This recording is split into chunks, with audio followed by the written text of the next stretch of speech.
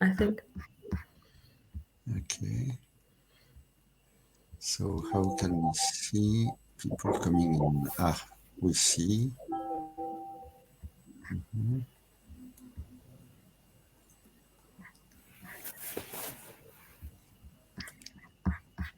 Have you opened Hello, the door? everyone. Yes. Hello, everyone. Bonjour, guten Tag to everyone who is here today for our webinar.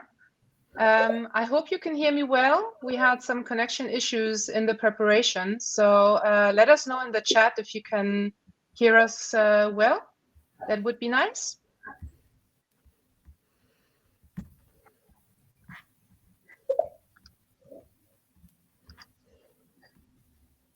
Is it working? Okay. Thank you very much. Thank you. It's always good to have a community who gives you some updates. So, hello everyone. I'm really happy to welcome you to this webinar presented to you by the European Champions Alliance on the European cloud security. So, my name is Andrea Vaughan.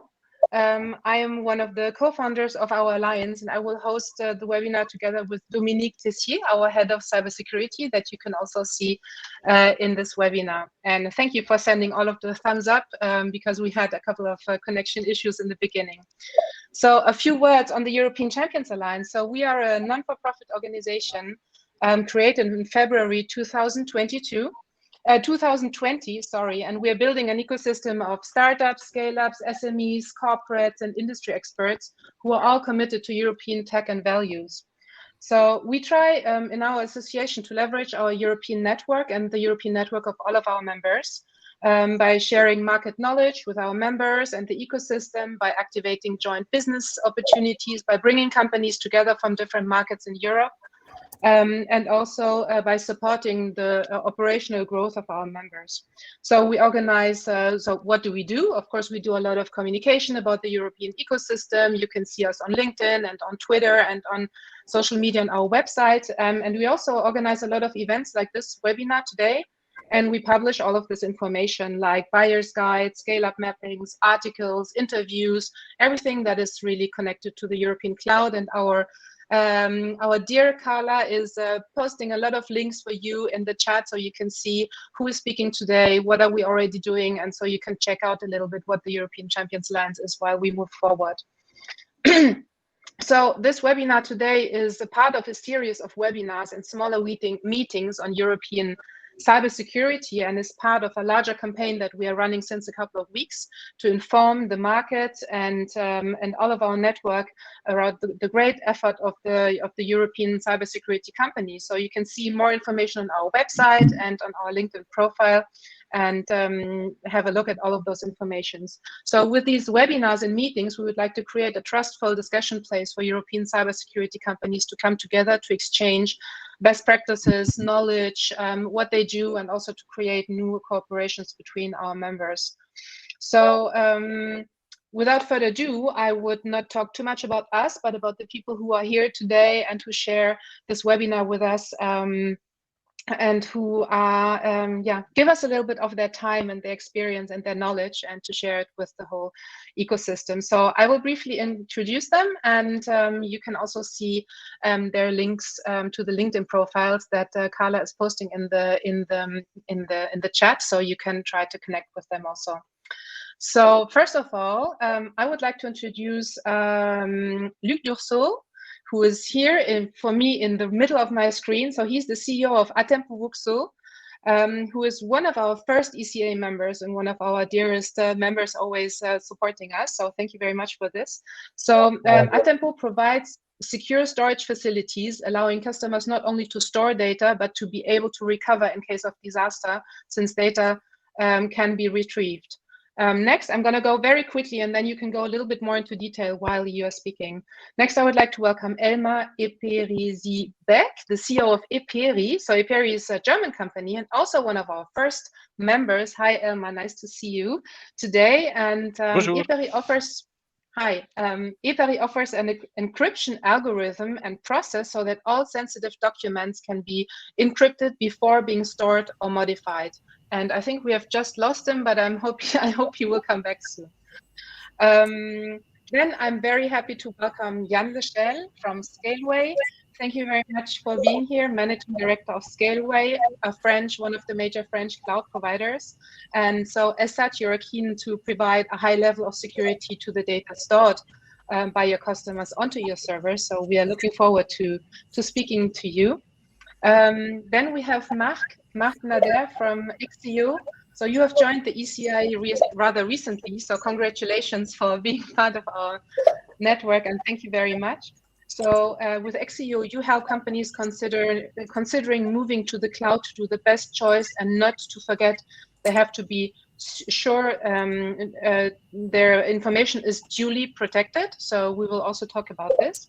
And then last but not least, Ayman Khalil, who is managing partner and CEO of Red Alert Lab, also one of our members, which is a company specifically oriented to the protection of IoT and associated industrial data. In particular, you are an expert working with the EU organizations on standardization.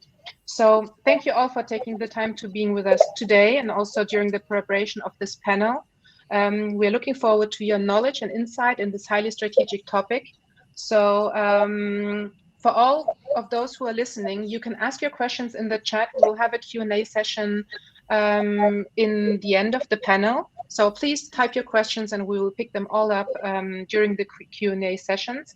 And now I hand over to Dominique, who will guide us through the panel and ask all the interesting questions to our interesting panelists. So I see you a little bit later. Okay, thank you so much, Andrea. Welcome everyone and good evening. When we prepared this webinar, we ran up among a crowd of questions, so it's really a little complex. I hope not complicated. I say complex. So we have divided the questions to address today in three parts mainly. The first part is more about definitions. Why is cybersecurity a major issue when you run your IT into the cloud? The second part will be which are the cyber risks you are exposed to. So I guess many of you are waiting for this part. And the third part, of course, will be the answer to the second, that is how to minimize those risks. So let me ask the first question to our dear panelists. Why is cybersecurity a major issue when you run your IT in the cloud? And more specifically, how is it declined depending on the user's choice to put his IT on-prem? But on-premises means he's still connected to the internet as well.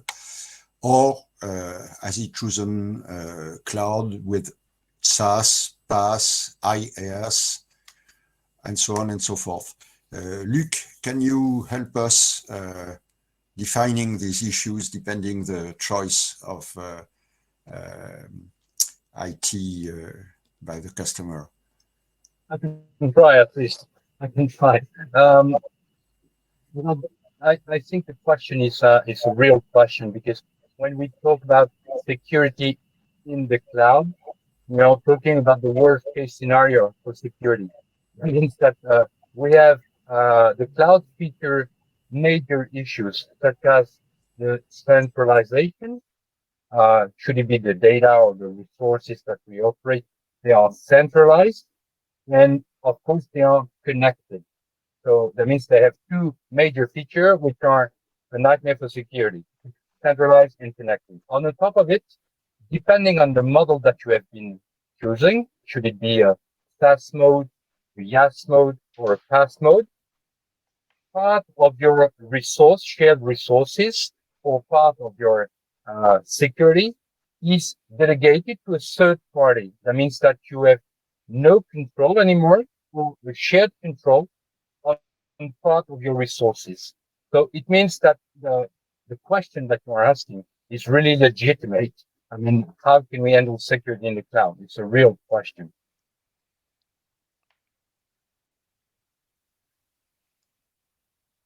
Then maybe the way we have to approach and maybe argue on this question is what are the risks which are potentially involved by a cloud mode or a hybrid mode on-prem and in the cloud.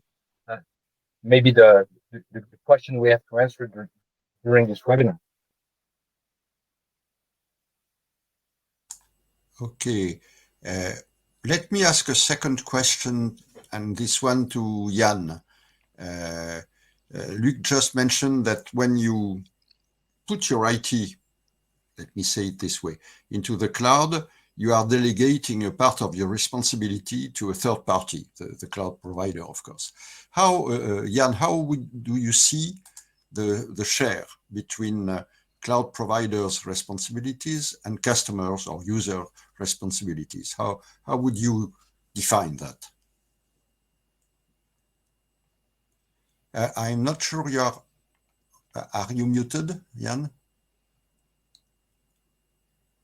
We cannot hear you.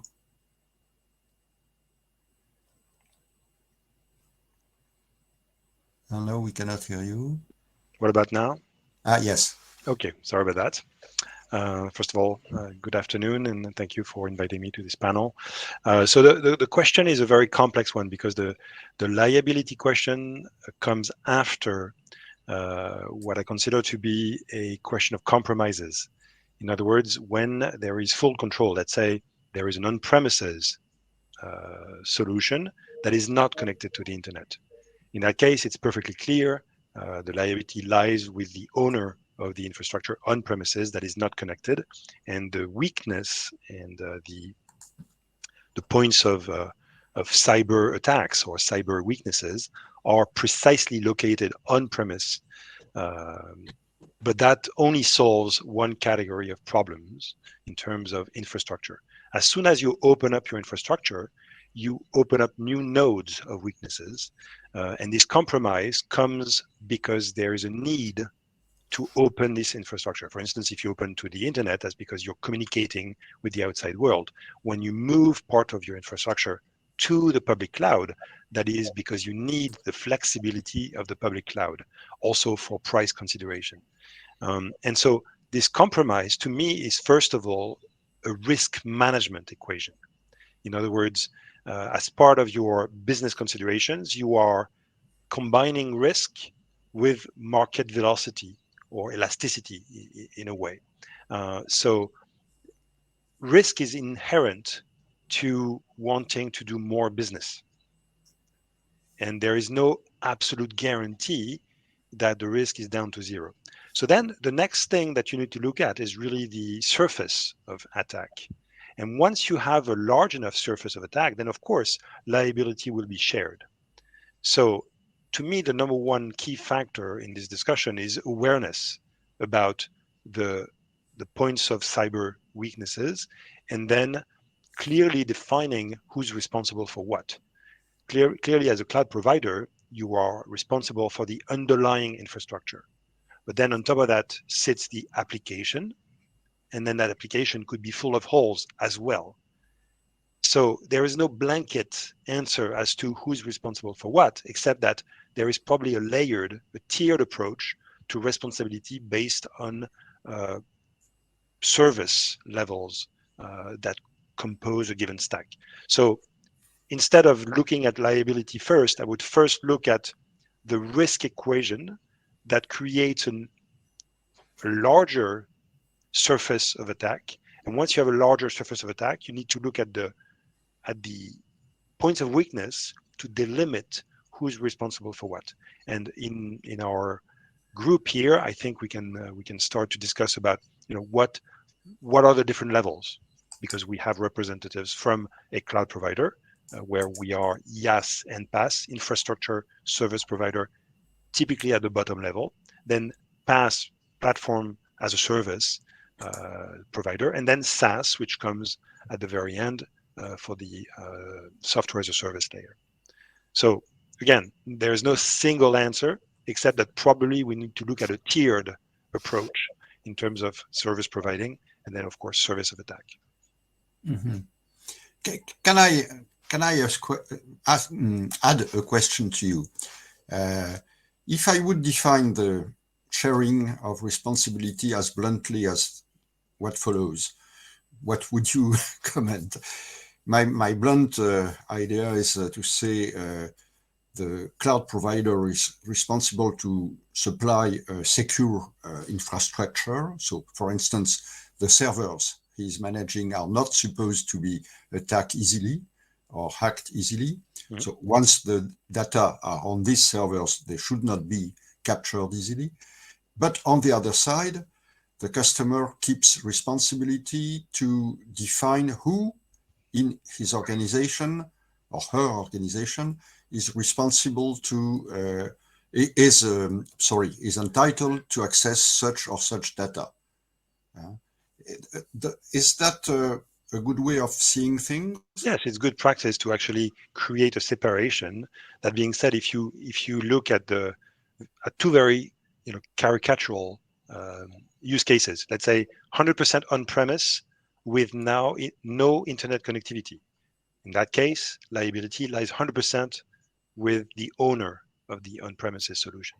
Now, if you take the extreme case where all of the infrastructure is on a public cloud, then it is impossible for the cloud provider to hold 100% liability in the solution.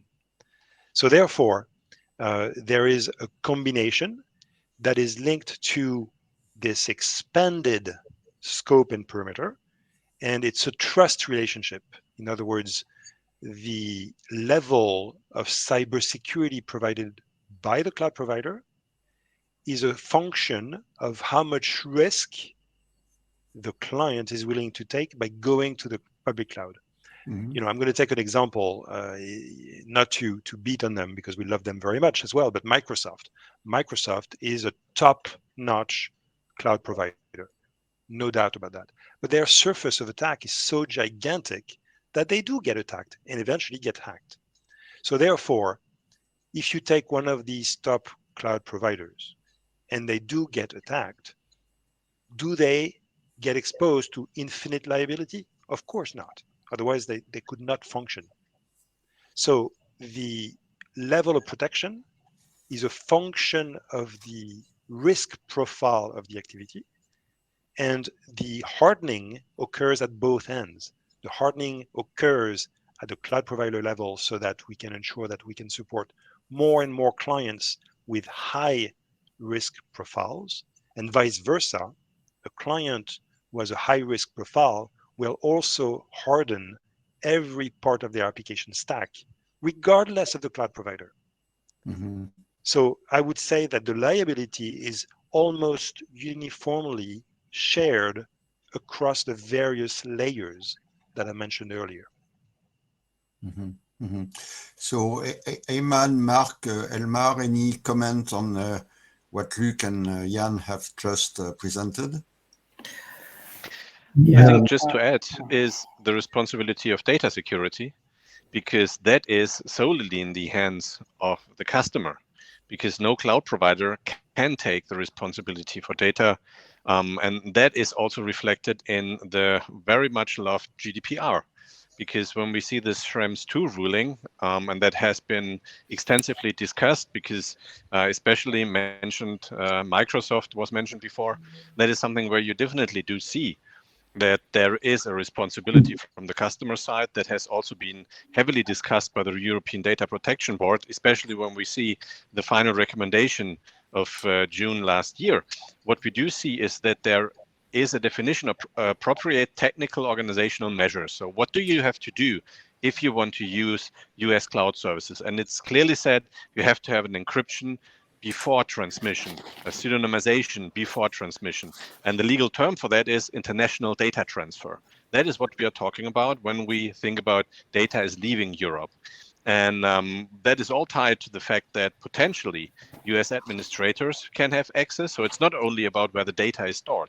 It's also about where potentially administrators from US companies do have access. And with these administrator access, perhaps legal obligations from the three-letter agencies to see the data. And then, of course, it's not enough to just have a US subsidiary or a European subsidiary from these US companies. You really have to secure the data itself. That's the only way that is in your responsibility, in your sphere, and no cloud provider can take that responsibility. That's your sole customer responsibility.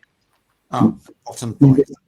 Maybe I can add, actually, I think what was said is very interesting, and Yann introduced from one hand actually the responsibility that are basically here for everyone. So of course, when we go into the cloud, the cloud service provider actually is providing some technologies. He needs to actually be the responsible of this technology and the security of this technology, and actually to give also visibility to the final customer about how we are securing this technology at some level. And here the cloud service provider should at least be capable of actually proving that he's managing all these components on a local level the right way. We're having the right security policies, for instance. We are giving the right user documentation at the end, because we don't want the final customer to make errors that could lead, for instance, for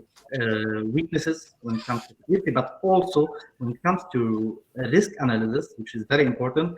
The customer, he's the one who will be responsible for his data, because if you take CSP, which is cloud service provider, who will only provide the infrastructure at some point, when it comes for the data or the application layer that will be managed by the final customer itself, he needs actually to do his own risk analysis about this part and to be responsible of what he is accepting at the end.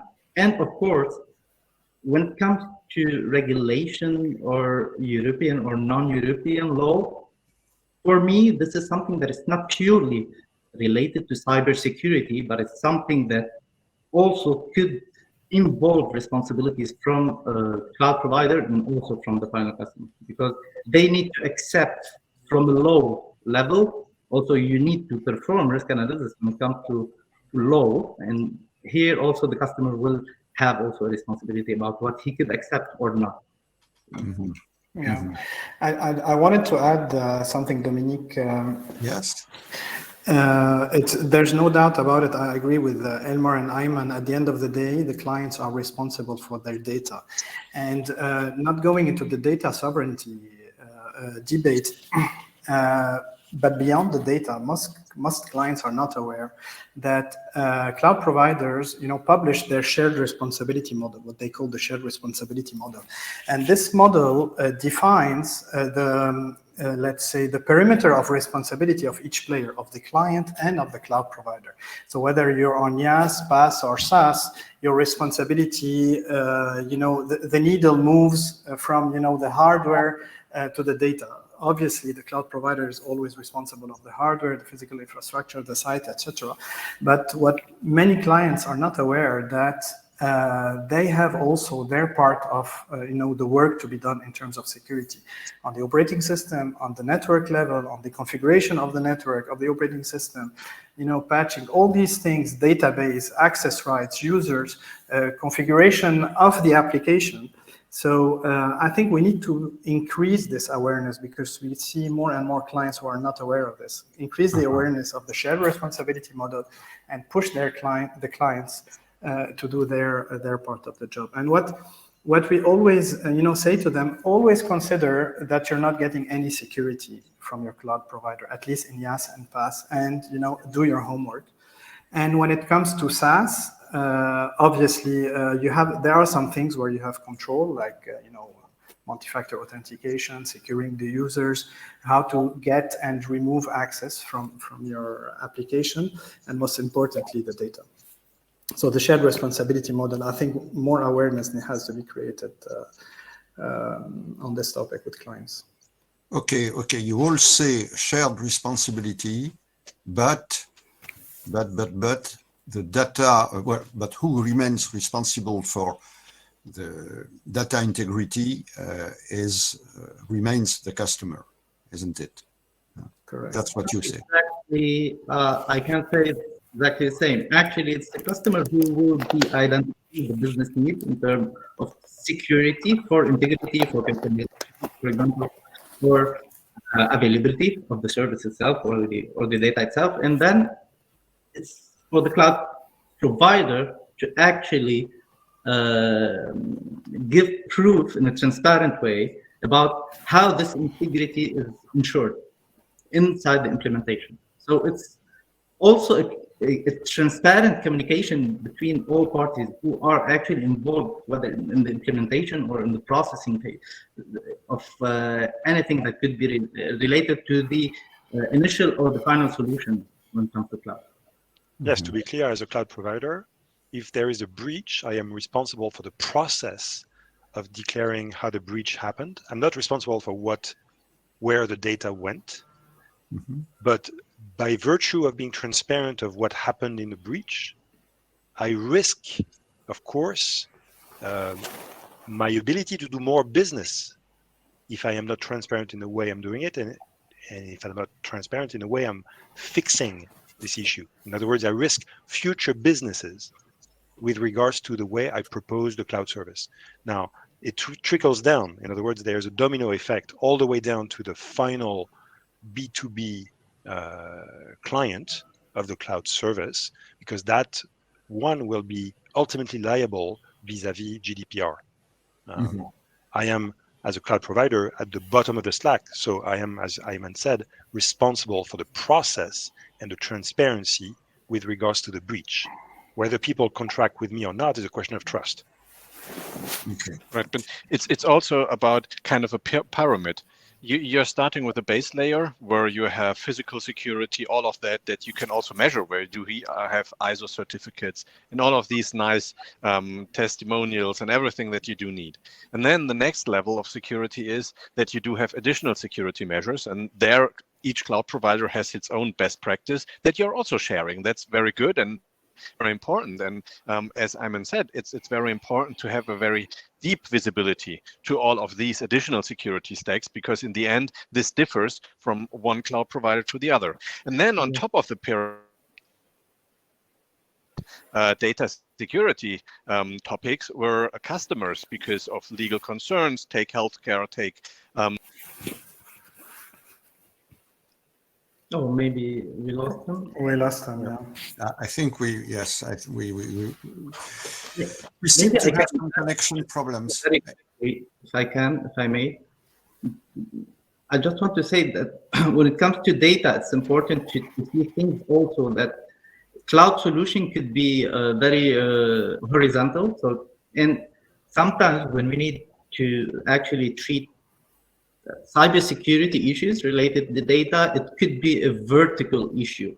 What does it mean? It means that sometimes cloud provider could be providing a solution that if you use it in a normal or in a specific vertical, it's okay to use it without, let's say, very demanding security measure. But sometimes when we go inside other business verticals, let's say, for instance, healthcare or what we call critical infrastructure, where these solutions could actually have some impact on the human life, for example. Here, sometimes we will have specific regulation about this data. And here, just I wanted to complete what Elmar was saying about the data before he disconnected. So sorry, I'm taking over a little bit about your what you're saying. And actually, when it comes to data, it could be also the way how we are securing this data could be related to the vertical itself, because sometimes we could have regulation that is specific. I'm not talking only about GDPR. GDPR could have some exceptions for healthcare, but I'm not going there.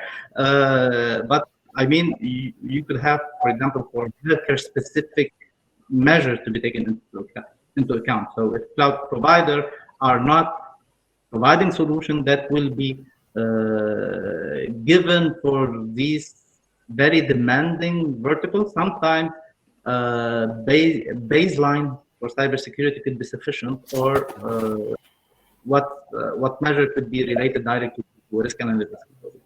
Okay. Let's perhaps move ahead and take the second round of question, which is which are the cyber risks you are exposed to. When we prepared this webinar, we talked about data leakage. Okay, I am the customer. I have taken all precautions I can take.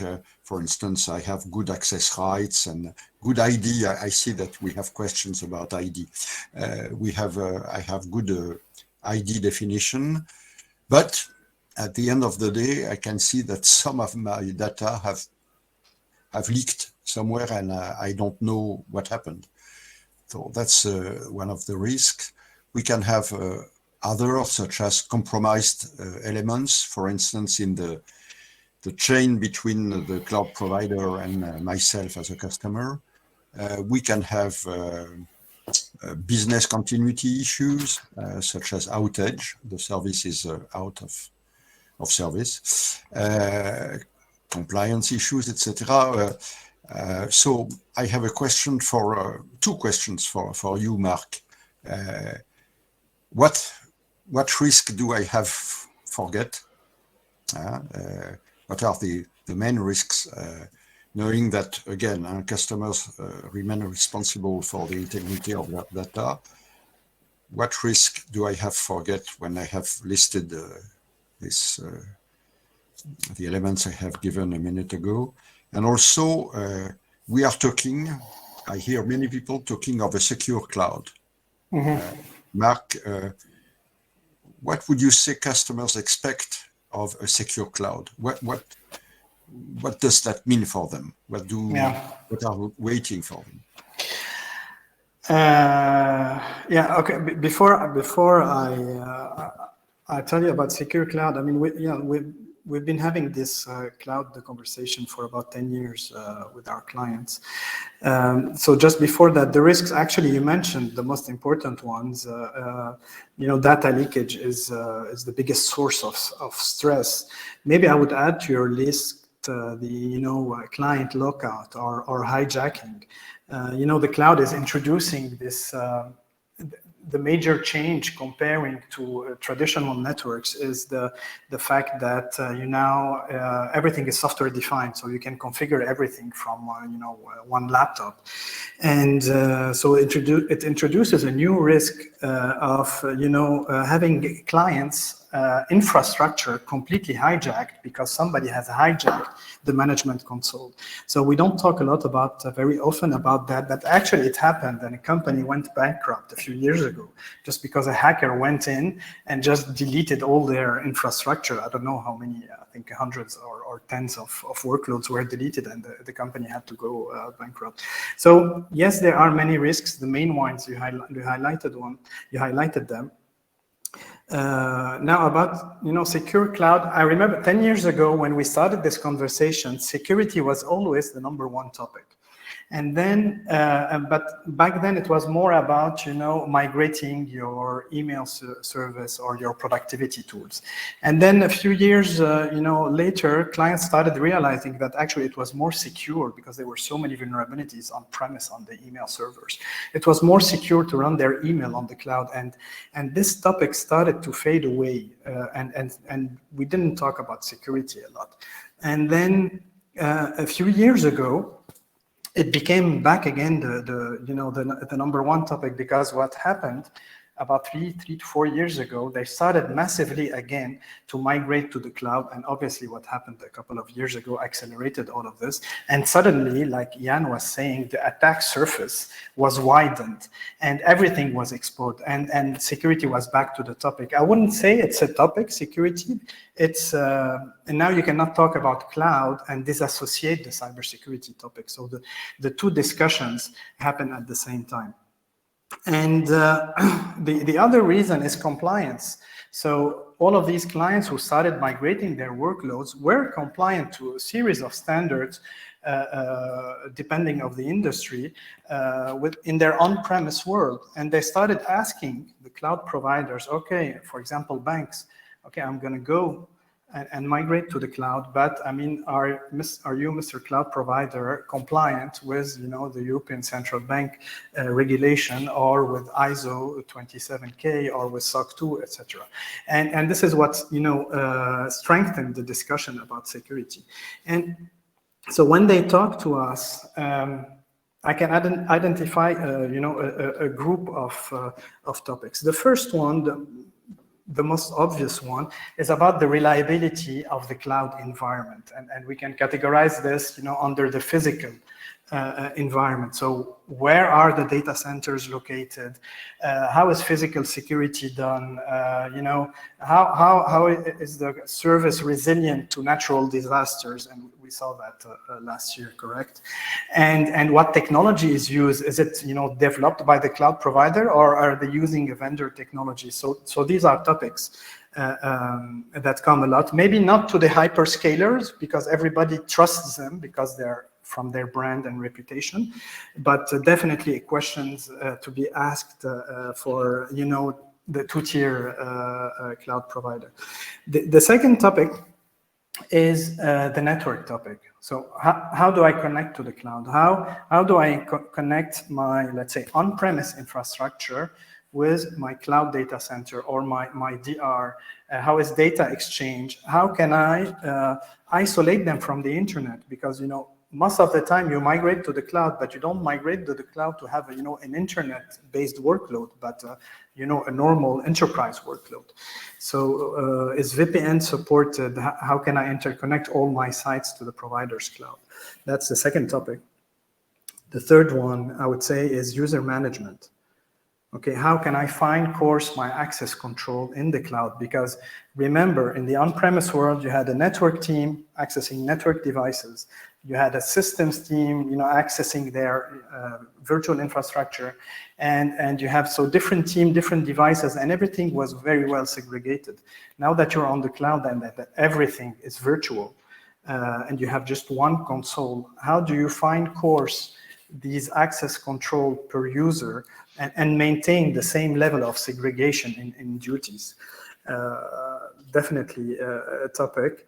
Then I would say is the availability of security devices, security services, and that's what differentiates lots of cloud providers between themselves. So I'm migrating to the cloud, but can I run an IPS? Can I run a web application firewall? Okay, do you have one? Can I use the technology I use on-premise? Can I use it in the cloud?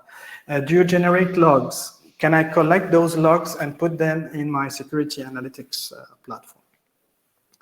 Then, obviously, the most important topic, you mentioned it in the beginning, Dominique, is privacy. Okay, is the data encrypted? Is the data encrypted in the database, on storage? Is my virtual machine, are my virtual machine disks encrypted? Can I use my own keys? Okay, or is it service or cloud provider keys? This is a topic that is mentioned a lot in the different standards, obviously, and this is a big source of stress for clients, because obviously one of the protections for data leakage is encryption. Okay, encrypting this data, making sure is, God forbid, something happens, nobody will have access to them. And I did not mention very good point. Yeah.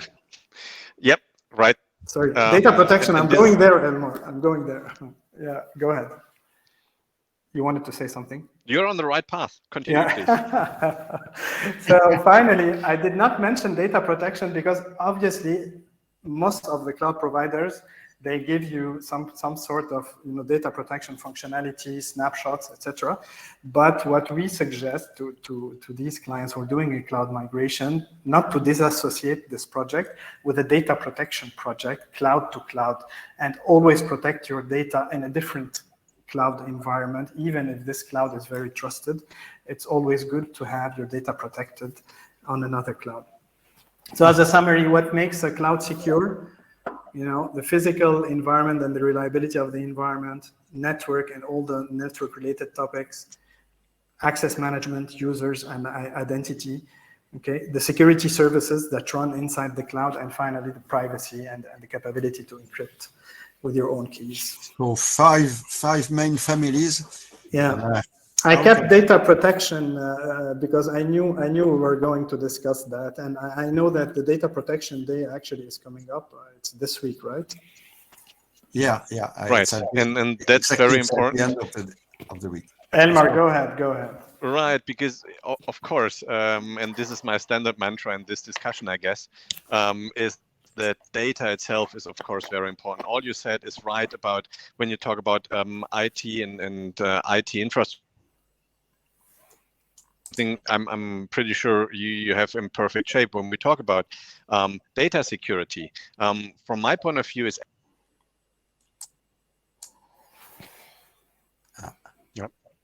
we lost Elmar. Yeah. Yes. I just have a quick comment as a segue, perhaps, waiting for him to come back. Yeah. Because we opposed in some ways security and cybersecurity. In other words, there is the security of data. In other words, it's secured in some ways, which also alludes to the stability of the hardware on which it is stored in some ways. Whereas cybersecurity is more of the risk of that data being accessed. Now, in some cases, when people store in the cloud in one specific hard drive and their data is actually lost because the drive crashes in a way that cannot be recovered, we talked about the liability of that. Whose fault is it if the drive crashes, right? That is a fact of life. These things happen. And so the notion of having a PRA or the notion of having a voluntary and conscious backup of that is the responsibility of the entity that contracts with the cloud provider. Similarly, with the cybersecurity, that same awareness needs to play as well in the very same way. In other words, in terms of risk management, in terms of exposure, how do I know that this scenario can occur? And am I prepared to deal with the consequences when that occurs? Because again, it's very often a game of, following a progression, very much like cloud providers are certifying themselves. So Scaleway is in many processes of certifications. We have acquired many certifications, but it's a long game. We do this all the time because it's a cat and mouse game in terms of cyber attacks. The attacks get more sophisticated and providers get more sophisticated and so on and so forth. So there is the awareness angle and there's the hardening and the securing aspect of things. So this was a segue for you to come back, Elmar. Yes. Thank you. Because lost you're absolutely right. And especially when we talk about the European Data Protection Board and the recommendations, it's all about encryption before the cloud instead of only in the cloud. Because if you as cloud providers are encrypting the data, then you must have access, even if the key has someone else and only the customer. You have to have access to the unencrypted data because encryption means unencrypted data. An algorithm makes it to encrypted data. That means you have to have access to the unencrypted data, and through to GDPR and all other topics, this might be a real problem. And if customers are encrypting the data prior sending it to the cloud, and we have several possibilities to do that without even harming anyone or having problems that the user has to do anything, it's really completely transparent. And that helps to comply to the laws and also helps special areas like healthcare, public sector, financial institutions to really use the cloud service. And that's why I think it's really important to add an additional layer of security because that is something you as cloud providers can't provide. This is something that has to come from the responsibility of the customers, and they have to see that responsibility and really comply to it. Okay, thank you all for these comments. I would like to precise one question. Well, maybe I got it wrong, but if you remember the Kaseya attack, suddenly Microsoft began to say, well, you may have experienced some problems because I have been hit by attacks on some of my management components. So clearly, these were bricks used by Microsoft as a cloud provider, but that they had not built by themselves, if I understood well. They had, in fact, purchased them from a third party, and this third party was compromised. So in this, does that happen? Can that happen easily, frequently? And in this case, who is responsible? Is it Microsoft, in this case, Azure? Huh? Is it Microsoft Azure who is responsible because they have bought some compromised components? Is it someone else? I do not see how it can be the... It looks like we have some network program or platform stability. Sorry, Luc? I'm not sure to have understood you. Okay, maybe can I ask you a question, Elmar? You were mentioning of the necessity to have a encryption at the source prior to the cloud.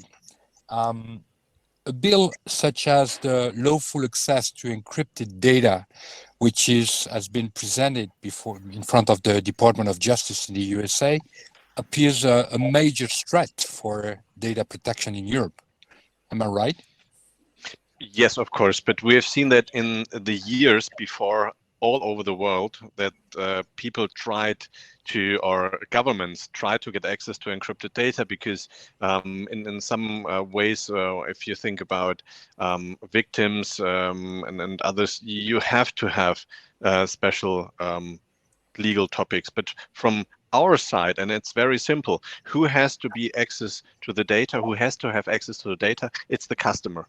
And I think no one has a problem if some court is coming to you as a customer, presenting you some documents and saying, please give us the documents, give us access to your encrypted data on the cloud, because we have by law the right to access these data. No company at all, no private person would deny that. It's a problem if someone else, and in this case, and we are not talking about European cloud providers, we are mainly talking about cloud providers where we don't have this control. So for example, US, we know the security niveau is different. We know through to a Cloud Act and other laws in the US, three-letter agencies without any court do have access to, or can enforce access from cloud providers to the data in clear. And that's a problem from the data perspective, from the data protection perspective. And that's why I think no one has a problem access the data, but not in other ways.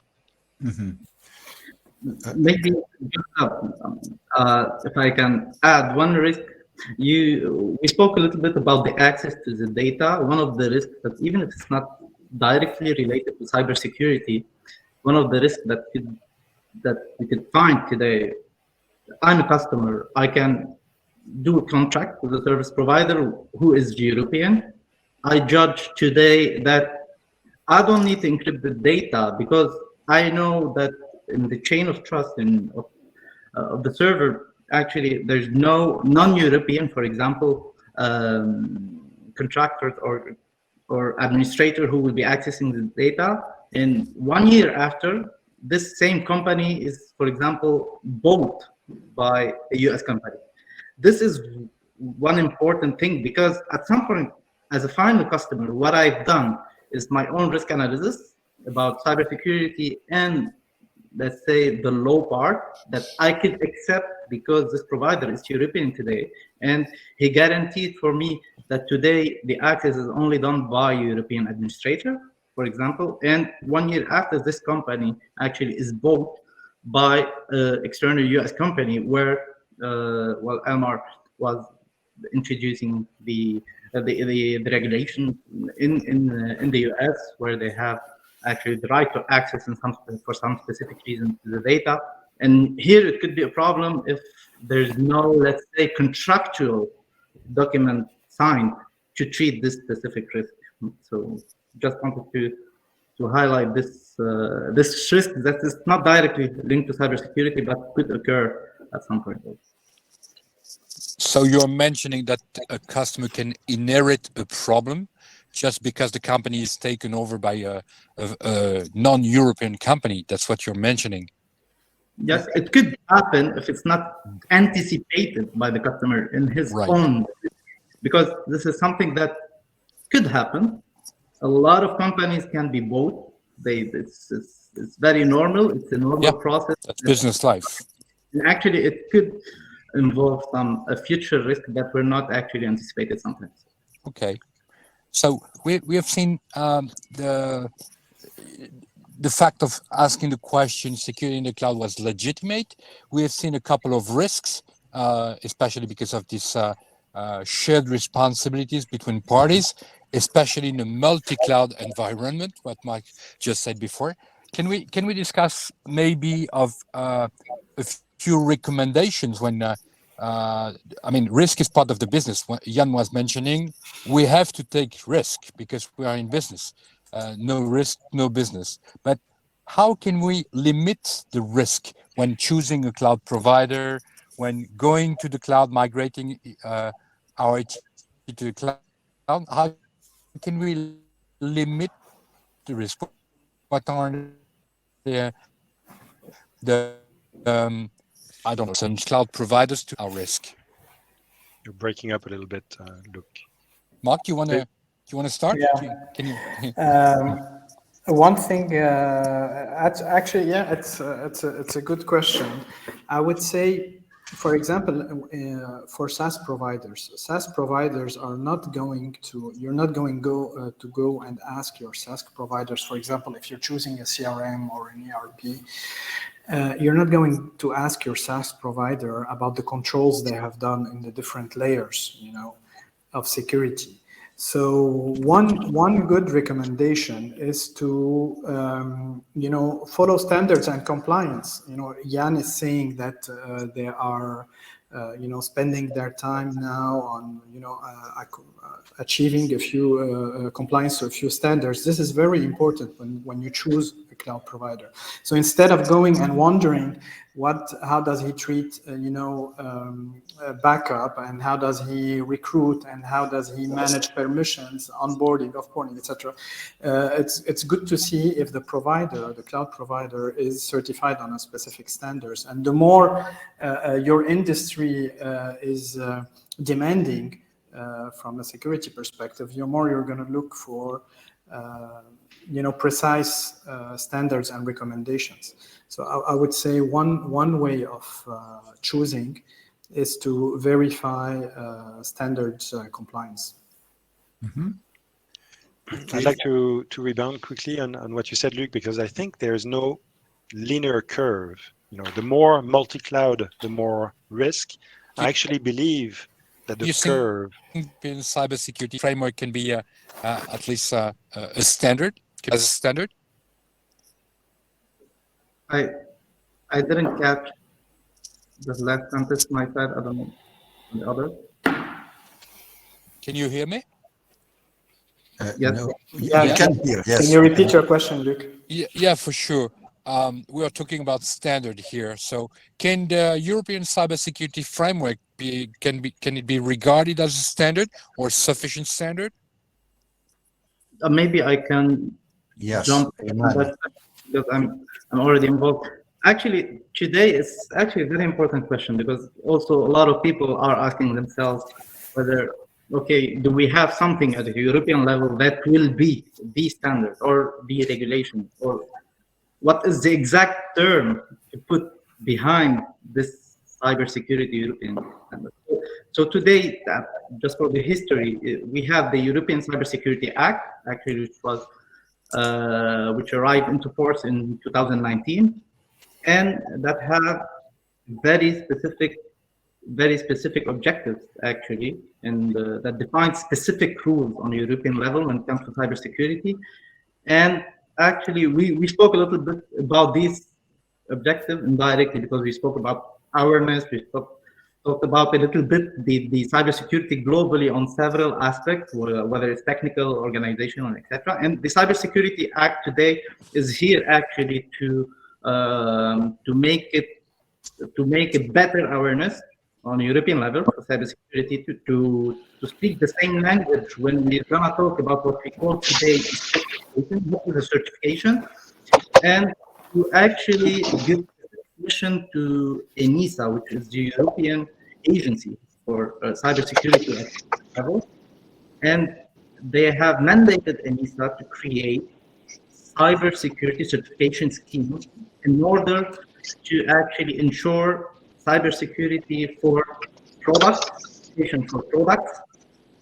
services, and processes globally. And ENISA started by defining the scheme by what we call the EUCC for product certification, And today, what is ongoing is the EUCS scheme, which is related to the European certification scheme for cloud services, which is very important.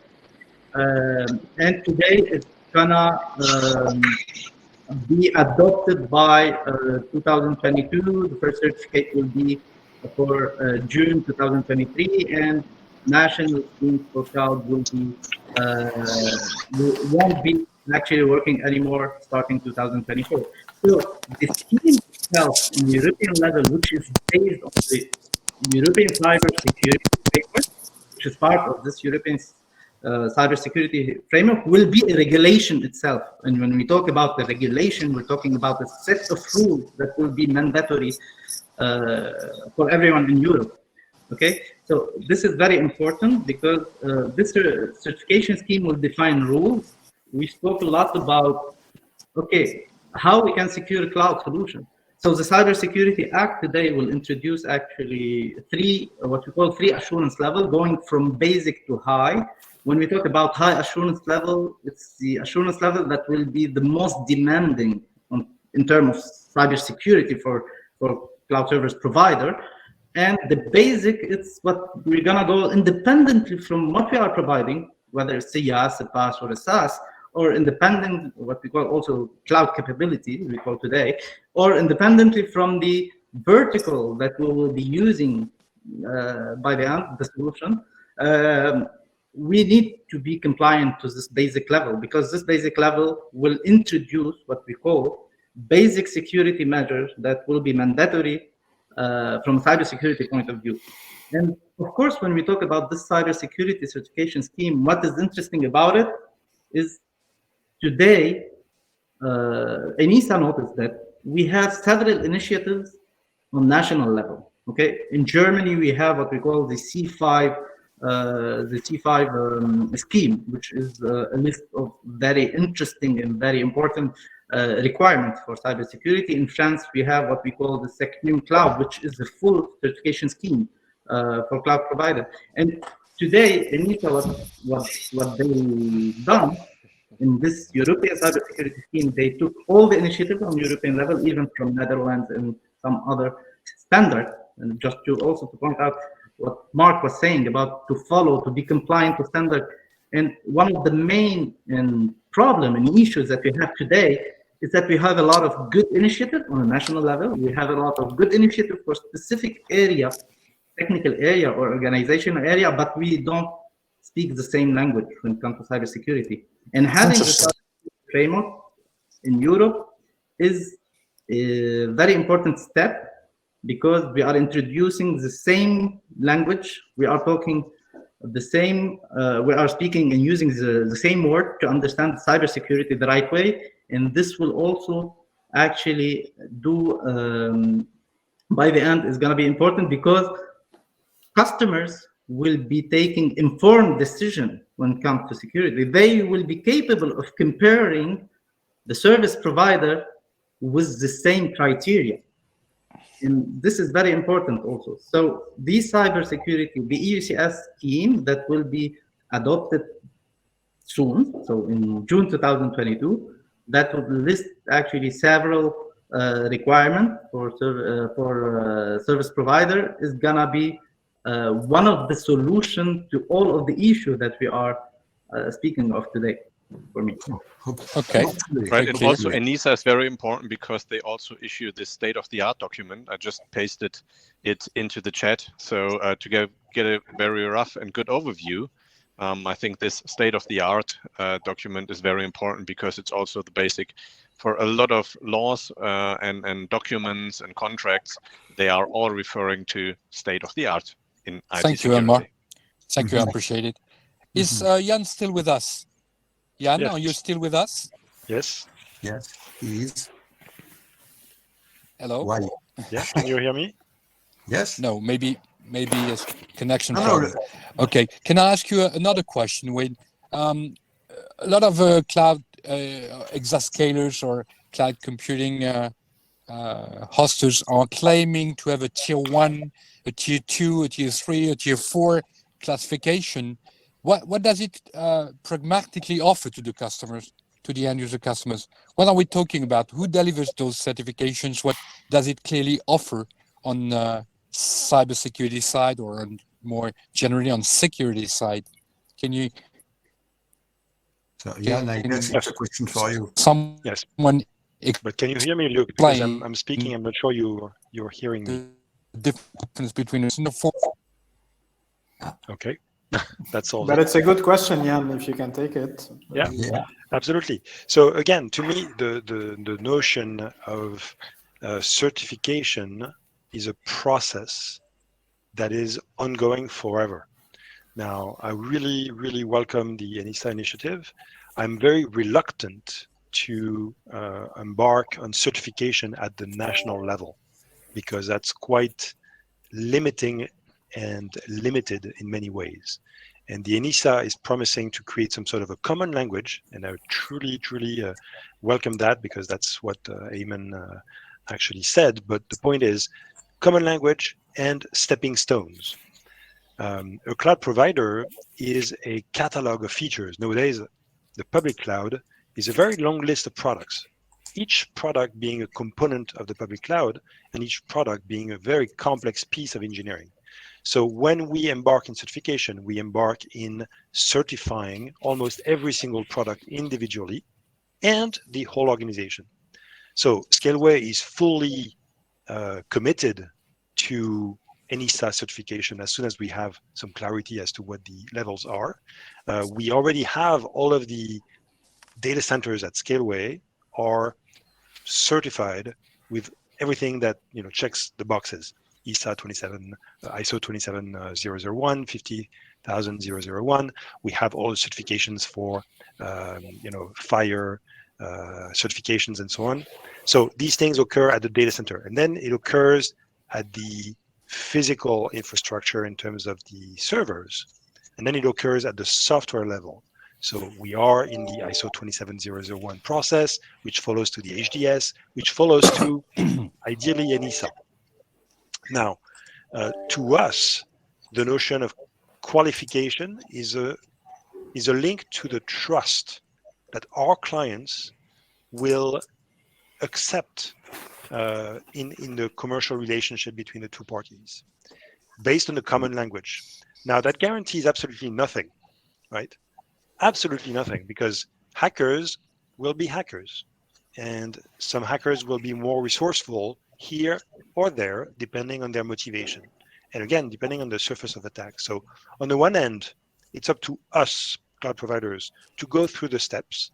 And Scaleway has achieved many steps already, but it's also a function of how fast we want to progress in the catalog. In other words, who are our typical clients? Are we addressing ourselves to blue chip clients? Are we addressing ourselves to large enterprise clients? Are we addressing ourselves to scale-ups?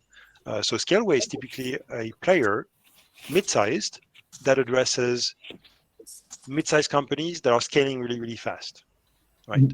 So clients like ourselves. And cybersecurity is a concern, but it's not the same as for a bank, or it's not the same as for a large corporation which happens to be handling critical infrastructure. So all these things are to be taken into consideration. And so it is part of our investment to address a different type of client. And of course, Scaleway is extremely secure as it is, but then of course, to address the needs of specific new clients, we will go for more certification. But it's a massive investment, because these things are actually typically, and that's the flip side, right? Large players, they adore certifications because it creates barriers to entry. Okay. Maybe just to go also. Yes, and after that, we will move to the Q&A part. Please. Okay. Go.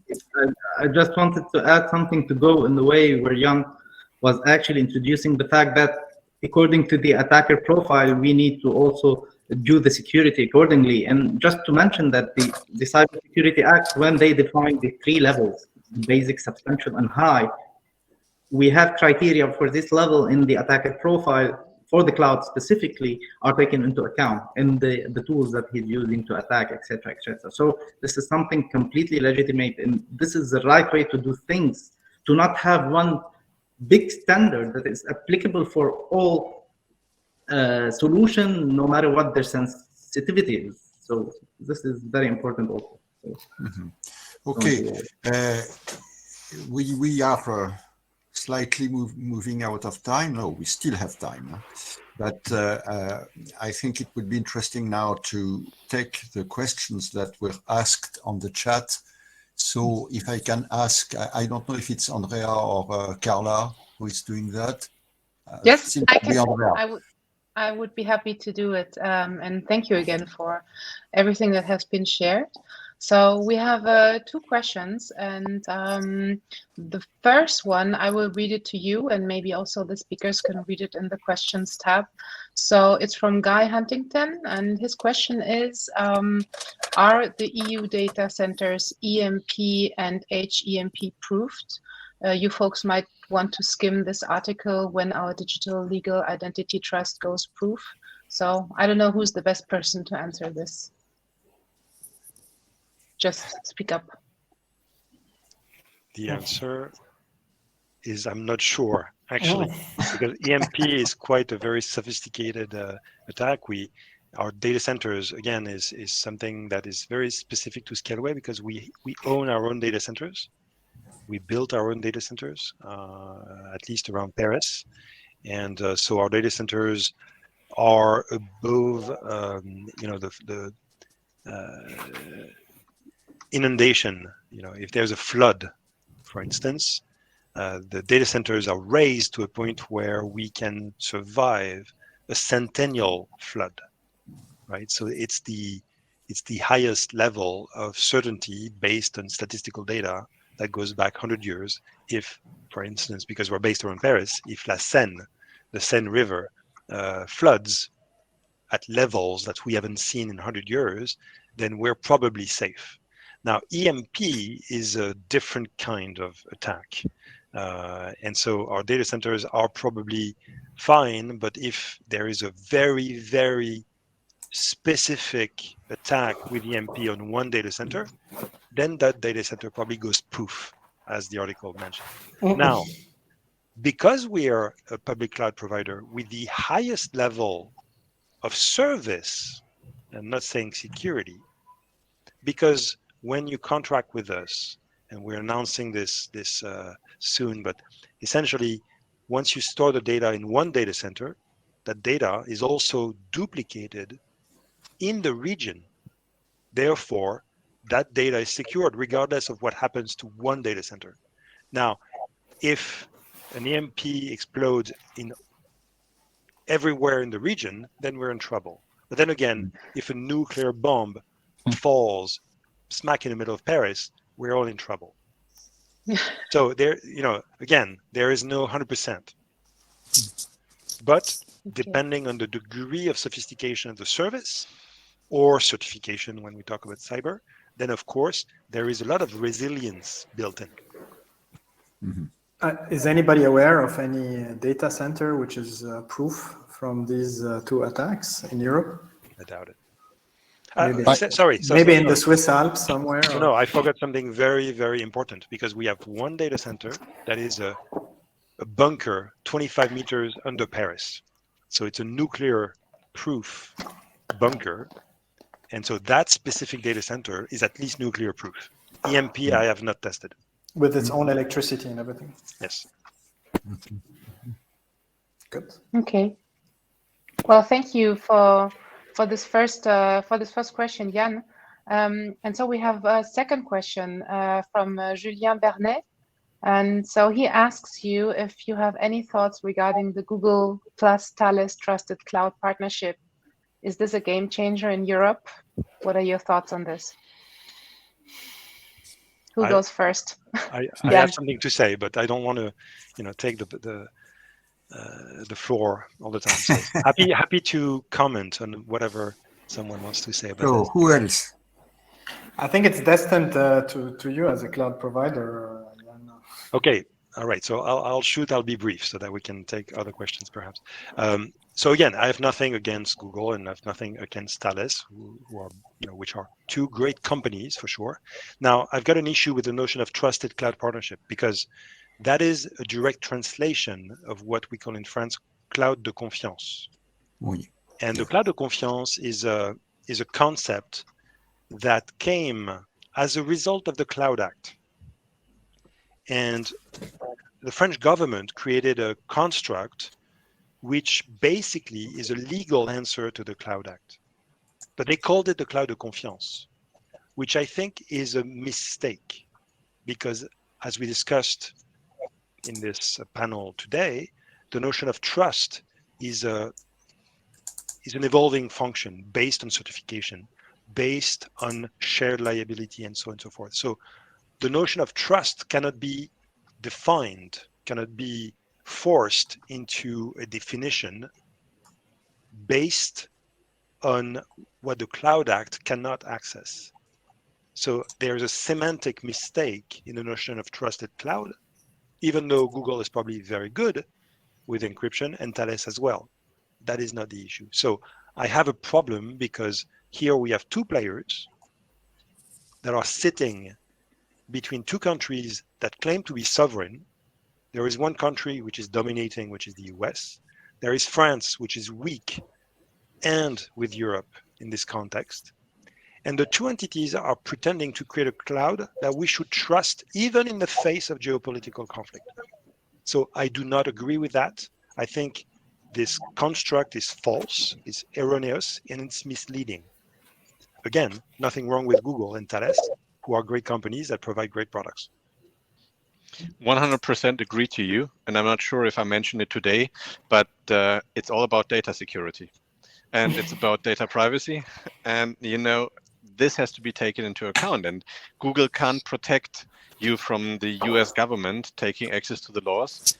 And having a nice key management is also nice. And it does not solve the cloud and the sovereignty problem. Not at all. We have seen that in Germany with T-Systems and Microsoft.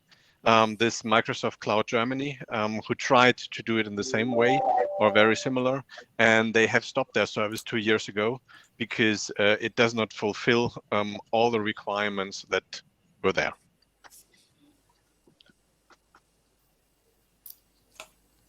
Mm-hmm.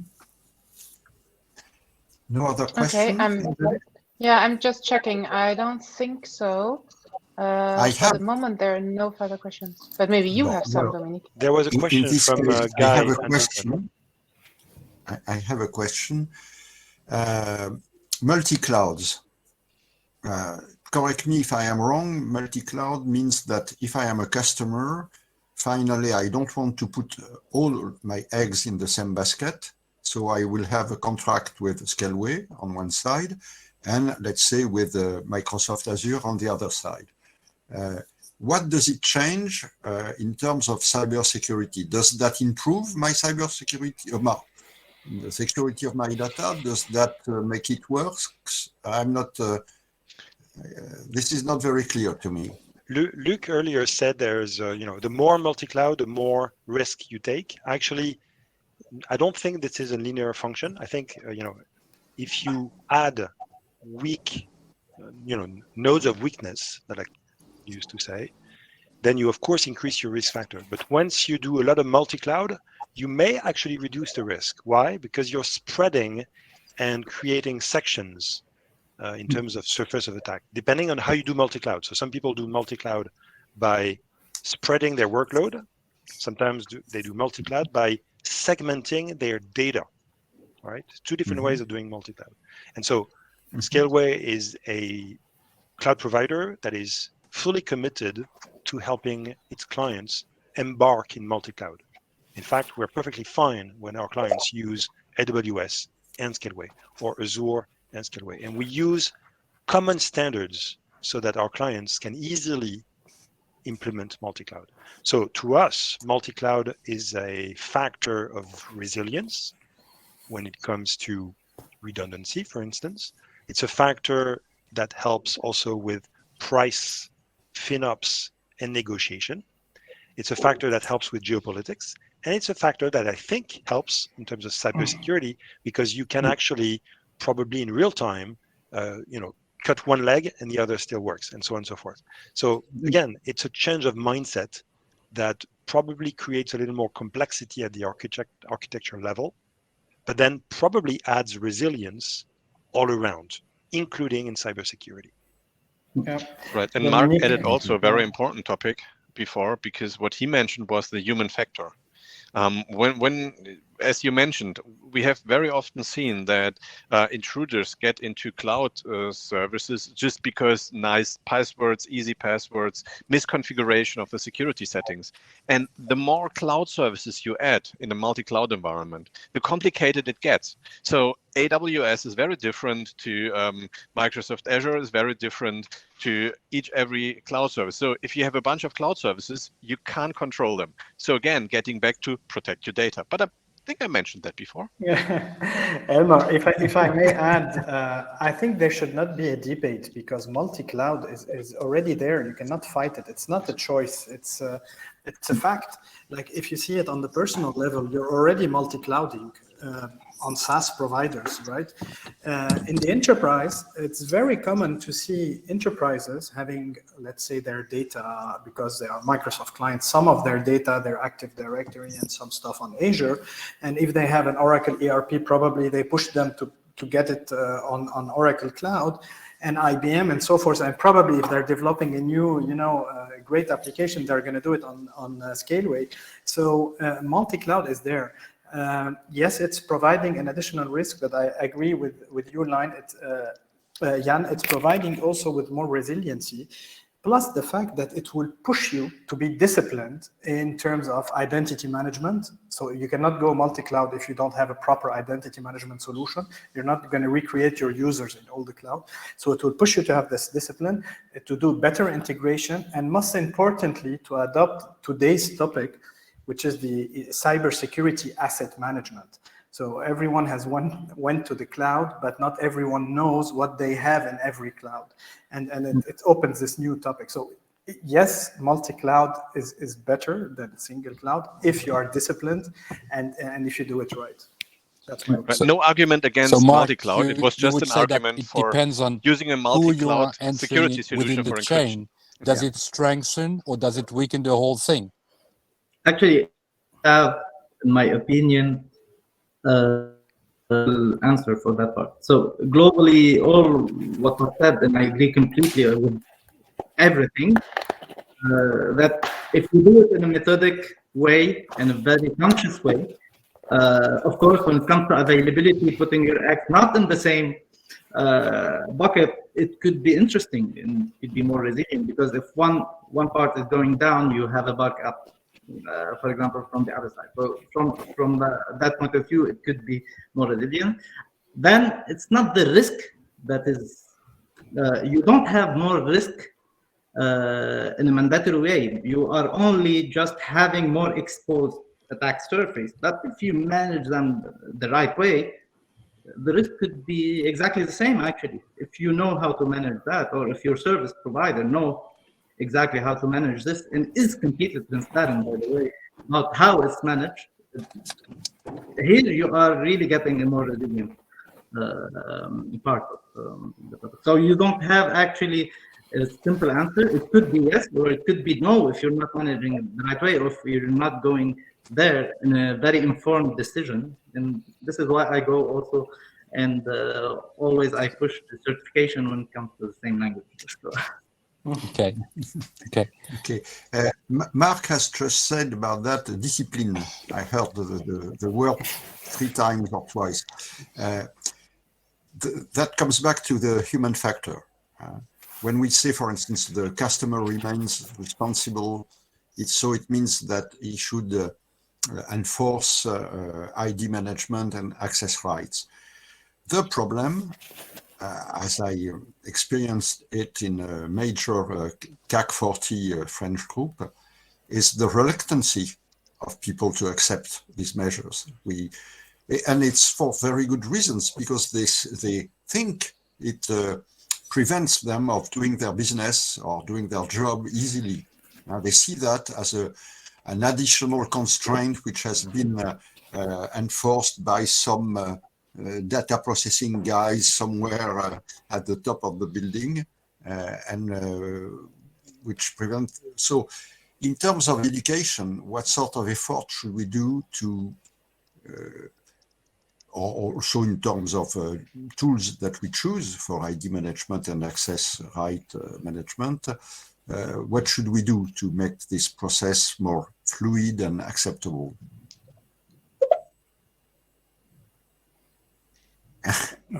I can take it if you want. Yes, please. You know, part of a cloud migration, when you take a client through the journey that leads, you know, to running from the cloud, part of, and the most important step is what we call the adoption. And the adoption is all about change management, and it's about training your users. And what we say to our clients, obviously you need to train them, and too much is not enough. You need to, for example, as a reference, we have to do it 5 times with most of our clients, 5 times for the same users, training them on the new cloud environment.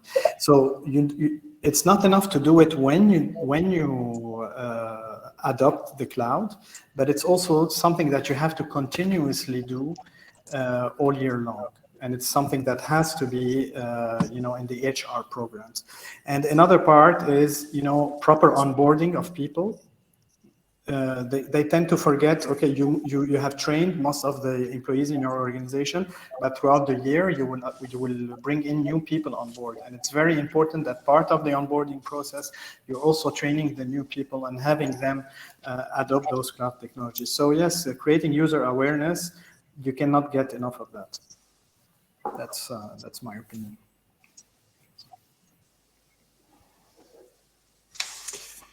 Can I ask a last question to, sorry, Yann, it's for you again. In real life, shit happens, right? we might have problems, especially in this new digital world. We may have problems. Can you explain to us, because you're one of the top sovereign provider, if not the most sovereign provider, what makes my life different if I have the same problem with a sovereign, cloud computer exascaler, or with an American company or Chinese company? What makes my life different when being faced with the problems? And you have been mentioning service a few minutes ago. Very good question. And again, we need to think in terms of flux and evolution of the complex marketplace. I would say that a couple of years ago, Marc also talked about 10 years ago, because we're seeing large swings in the history of computing.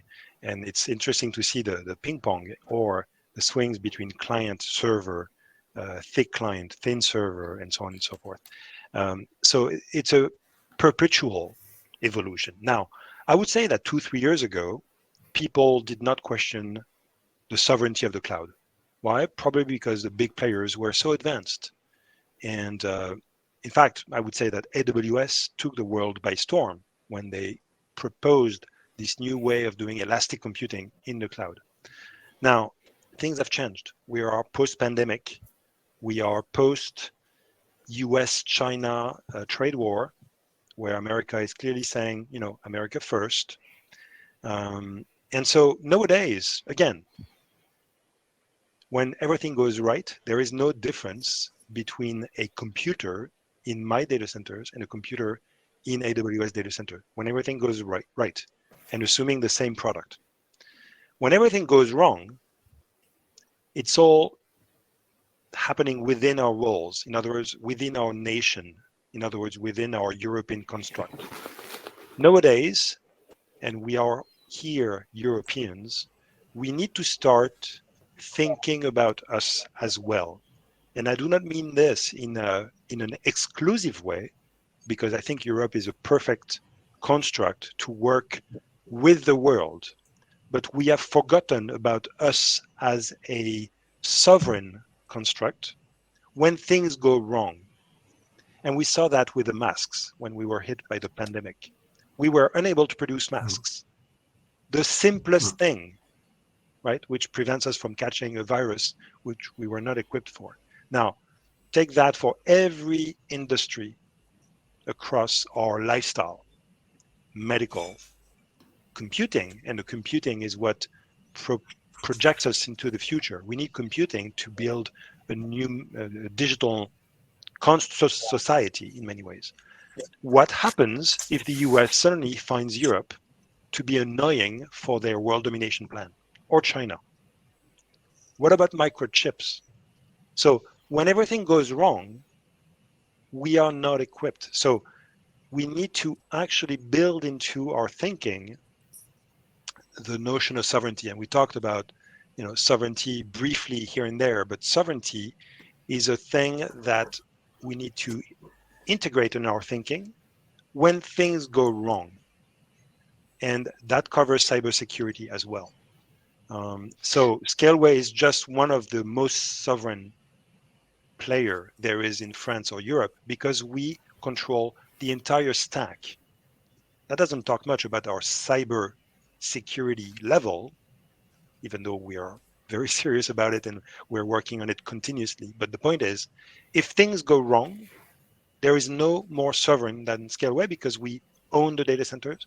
Once we buy the computers assembled in China or Taiwan with chips from South Korea and chips from the US, then we own the servers and we own our software, right? And that doesn't get safer than that. In other words, if we cut the ocean links, we actually keep on operating. Very clear. And to me, that is the key point. Okay. Data privacy day on Friday, and I think in that light, it's also to mention it's.